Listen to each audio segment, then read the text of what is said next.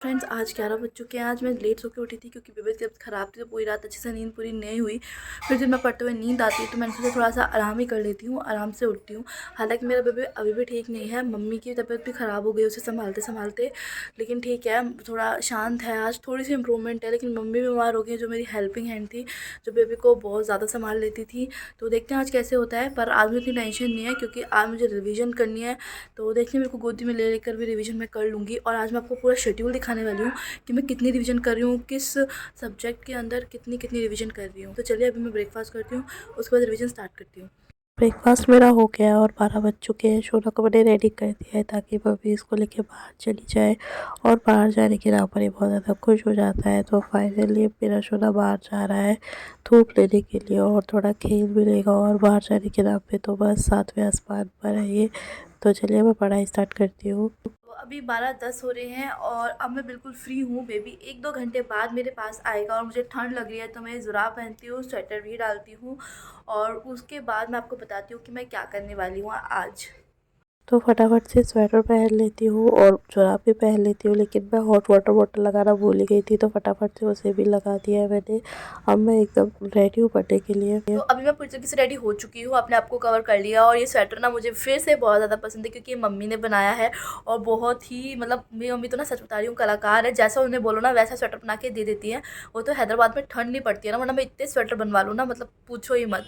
और यहाँ जब मैं रहती थी ना, मतलब जब मैं अनमैरिड थी, तो ये तब के ही स्वेटर है मेरे, और बहुत प्यारे प्यारे, इनको मैं कॉलेज में पहन के चली जाती थी। तो अब मैं बताती हूँ मैं आपको क्या रिवाइज़ करने वाली हूँ। तो मैं ईवीएस के अंदर एक टॉपिक रिवाइज़ करने वाली हूँ, जितना हो पाएगा उतना, और इसके लिए मैं टाइम रखती हूँ सिर्फ और सिर्फ आधा घंटा। और उसके बाद मैं रिवीजन करूँगी पैडागोजी की। उसके लिए मैं देखती हूँ कितना टाइम रखती हूँ, लेकिन अभी मैं इसके लिए रखती हूँ सिर्फ और सिर्फ आधा घंटा। मैं आपको दिखाती हूँ अभी जो टाइम हो रहा है, वो हो रहा है 12:22। तो लगभग 1 बजे तक मैं सिर्फ ईवीएस रिवाइज़ करती हूँ, 10-15 मिनट ऊपर नीचे चलता है। तो देखती हूँ उसमें कितना रिवाइज़ हो पाता है, उसके बाद आपको अपडेट देती हूँ। तो फटाफट से मेरी जो ईवीएस की रिवीजन वो चल रही है। सच में इतने दिनों बाद जो पढ़ रही हूँ ना, पढ़ी पढ़ाई चीज़, तो ऐसा लग रहा है कि पहली बार पढ़ रही हूँ। But it will be okay, revision करने पर सब कुछ ठीक हो जाएगा। और 1-2 बार तो मुझे रिवीजन करनी ही पड़ेगी ताकि सब कुछ पक्का हो जाए। हालांकि मैं इतनी ज़्यादा रट्टा नहीं मार रही हूँ क्योंकि ऑप्शन देखोगी तो आइडिया हो जाएगा। तो फ्रेंड्स, जो मेरा न्यूट्रिशन वाला टॉपिक है वो पूरा मैंने रिवाइज़ कर लिया। आप टाइम देख सकते हैं 12:46 हो रहा है, और अब बाकी के बचे 15 मिनट।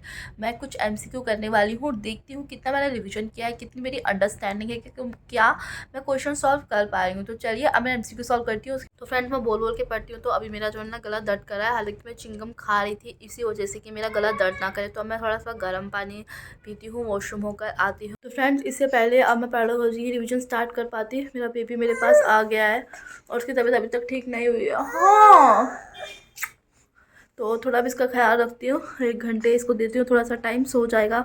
तो उसके बाद देखती हूँ, फिर करूँगी रिवीजन। अभी तो बेबी को ध्यान दे दूँ थोड़ा सा गाली, और अपने बेबी को स्टीम देती हूँ, इससे शायद इसको थोड़ा आराम मिल जाए। मतलब बहुत ही ज़्यादा वीक हो गया है, बहुत ज़्यादा इसकी तबीयत ख़राब हो रखी है। भी मुझे लगा नहीं कि मैं पैडागोजी रिवाइज़ कर पाऊँगी क्योंकि इसमें पूरा फोकस चाहिए। तो अभी मैं खाना खा लेती हूँ, भाभी मेरे लिए खाना लेकर आ गई है, और मैं यहाँ रिवीजन नहीं कर रही थी, तो मैं खाना बाहर जाकर धूप में खाती हूँ। तो धूप में बैठकर हम सब लोग यहाँ खाना खाते हैं, जिसमें थोड़ा थोड़ी दिक्कत करता है मुझे खाना खाने में। फ्रेंड्स, अभी बजने वाले हैं 3 और मेरा जो लंच है वो हो गया है।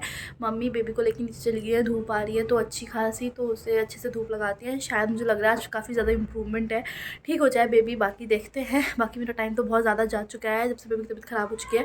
तो मैं अभी डिजीज़ चैप्टर रिवाइज़ कर रही थी, लेकिन अब मैं उसको होल्ड पे करी क्योंकि अब मैं पैडागोजी करने जा रही हूँ। तो 1 घंटे कम से कम मैं पैडागोजी को देने वाली हूँ। जितना हो सकता है उतना रिवाइज़ करती हूँ, उसके बाद रात को लेट के आराम से क्वेश्चंस करूँगी, और पैडागोजी की रिवीजन करने के बाद मैं इंग्लिश और हिंदी पढ़ूँगी। थोड़ी देर मैंने रिवीजन कर लिया, अब चाय का टाइम हो चुका है, तो चाय पीती हूँ, गाजर का हलवा खाती हूँ, और उसके बाद शोना मासी को लेकर चली जाएगी ताकि मैं थोड़ी देर और पढ़ पाऊँ। तो शोना की मासी आ गई और शोना को लेके जा रही है बाहर, और ये थोड़ी देर बाद मेरे पास वापस आ जाएगा। तब तक फटाफट से मैं और चीज़ें रिवाइज़ कर लेती हूँ। सच में मुझे बड़ा मुश्किल हो रहा है ना, मतलब एक फ्लो नहीं बन पा रहा है पढ़ाई के अंदर। तो तो अभी मेरा सोना चला गया है मौसी के साथ, और अब मैं थोड़ा पढ़ती हूँ, 1 डेढ़ घंटे तक वो मेरे पास नहीं आएगा। सच में मतलब जब से भी बीमार पड़ रहे हैं तब से प्रॉपर टाइम नहीं मिल पा रहा है पढ़ाई का, और एग्ज़ाम्स भी पास आने वाले हैं, घर में शादी भी है ससुराल में, एक दिन जान में वेस्ट होगा, एक दिन आने में, और शादी में दिन वेस्ट होने ही होने हैं, 2-3 दिन रुकना भी पड़ेगा। पता नहीं, मतलब मुझे ऐसा लग रहा है इतने दिनों से मैं मेहनत कर रही हूँ और लास्ट में आते आते आते आते जो मेरी मेहनत है वो कम होती जा रही है, क्योंकि मेरे पास टाइम नहीं मिल रहा है। पता नहीं मेरा एग्ज़ाम में क्या होने वाला है। फिर मैंने पेडागोजी रिवाइज़ कर ली है, कुछ टॉपिक्स मैंने उसमें रिवाइज़ किए हैं। अब मैंने सोचा था कि हिंदी और इंग्लिश पढ़ूंगी, बट मैं वो लेट के भी पढ़ सकती हूँ, इसलिए अभी मैं मैथ्स करती हूँ आधे घंटे, क्योंकि शायद मेरे ख्याल से बेबी आने ही वाला होगा, 1 घंटे के लिए लेकर गई थी मासी। तो फटाफट से मैं मैथ्स करती हूँ, और मैथ्स में मैं करने वाली हूँ ज्योमेट्री, क्योंकि मुझे पता है, क्योंकि मतलब कि जो ज्योमेट्री और मेंसुरेशंस है ना, उससे ही सबसे ज़्यादा क्वेश्चंस देखने को मिलेंगे। केवीएस का ये पैटर्न रहा है, तो अगर आपका फोकस अभी तक उस पर नहीं था तो प्लीज़ फोकस कर लीजिएगा, और मेरी बात को याद रखिएगा, ज्योमेट्री और मेंसुरेशन से पक्का क्वेश्चन देखने को मिलेंगे। तो फटाफट से मैं प्रैक्टिस करती हूँ।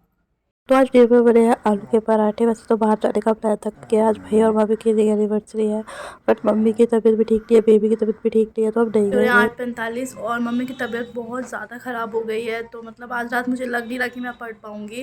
मतलब डिनर कर रहे थे, डिनर करते करते मम्मी की तबीयत बहुत ज़्यादा ख़राब हो गई। एक्चुअली ना मम्मी अस्थमैटिक है, तो उनकी सांस फूलने लगी, तो मम्मी अभी तो नहीं जा रही है हॉस्पिटल, लेकिन कल जाएंगी तो शायद उन्हें एडमिट कर लेगा डॉक्टर, क्योंकि उन्हें दिल्ली में दिखाते हैं हम।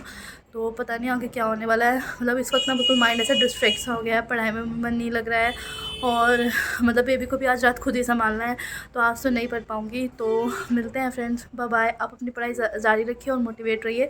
हालांकि मैं डिमोटिवेट भी नहीं हो रही हूँ, बट सच में टेंशन तो हो ही जाती है ना एक तरीके से, कि यार पढ़ाई नहीं होने वाली मेरी। अब देखते हैं, बस मेरा तो इतना ही चल रहा है कि अब रिवीजन और मॉक टेस्ट कर पाऊँ डेली, तो it will be better for me. चलिए फ्रेंड्स, बाय बाय।